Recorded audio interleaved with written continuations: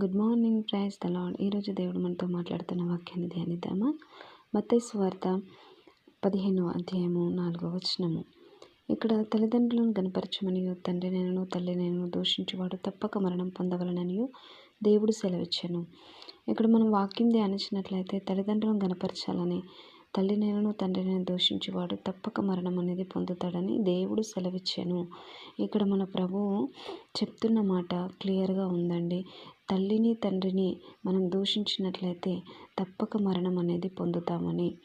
అలాగే తల్లిదండ్రులను మనము రెస్పెక్ట్ ఇవ్వాలి, గనపరచాలి. వాళ్ళని మనము వాళ్ళ హోదాను బట్టి, మనకిచ్చిన జన్మను బట్టి, శారీరక తల్లిదండ్రులుగా వాళ్ళు ఈ లోకంలో ఉన్నారు కాబట్టి మనం వారిని గనపరచాలి. వారి విషయంలో మనము ఒక బాధ్యత కలిగి ఉండాలి. వారిని మనము దూషించకూడదు, తిట్టకూడదు, వ్యర్థమైన మాటలు వారి ఎడల మనం మాట్లాడకూడదని ప్రభువు స్పష్టంగా తెలియపరుస్తున్నాడు. కాబట్టి వాక్యం ధ్యానించినట్లయితే మరి ప్రభు తల్లిదండ్రుల విషయంలో ఏ విధంగా ఉండమంటున్నాడు, తల్లిదండ్రులను దూషించకూడదని చెప్తున్నాడు అని మనం గుర్తెరగాలి. వాక్యం చదివినప్పుడే కాదండి ఇలా చెప్తున్నాడు, సో ఈ విధంగా ఉండకూడదంట అని మన మాటలను, మన వైఖరిని మనం మార్చుకోవాలండి. అలాగైతేనే మన జీవితంలో గొప్ప మేలు చూడగలుగుతాం. విన్న వాక్యాన్ని మన హృదయంలో భద్రపరుచుకొని ఆ వాక్య ప్రకారం జీవించినట్లయితేనే మన జీవితంలో ప్రభు మనకు అనుకోని రీతిగా, అద్భుత రీతిగా ఆశ్చర్య కార్యాలు మన జీవితంలో జరిగిస్తాడు. ఎందుకంటే ప్రభు చెప్పే మాటలు ప్రతిదీ సత్యము.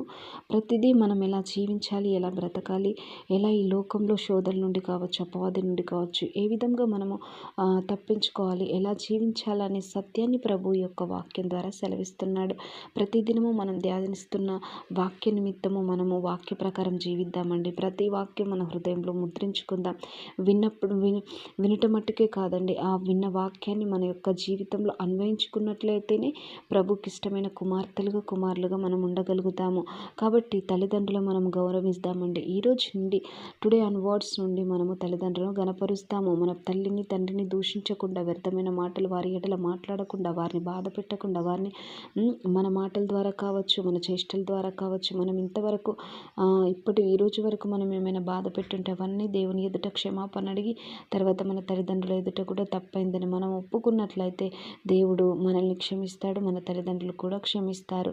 ఎందుకంటే ప్రభు చెప్పిన మాట ప్రకారం మనం చేసినట్లయితేనే దేవుడు మనల్ని మరణం నుండి కాపాడుతాడు. ఇక్కడ దూషించువాడు తప్పక మరణం పొందవలనని ఉన్నదంట.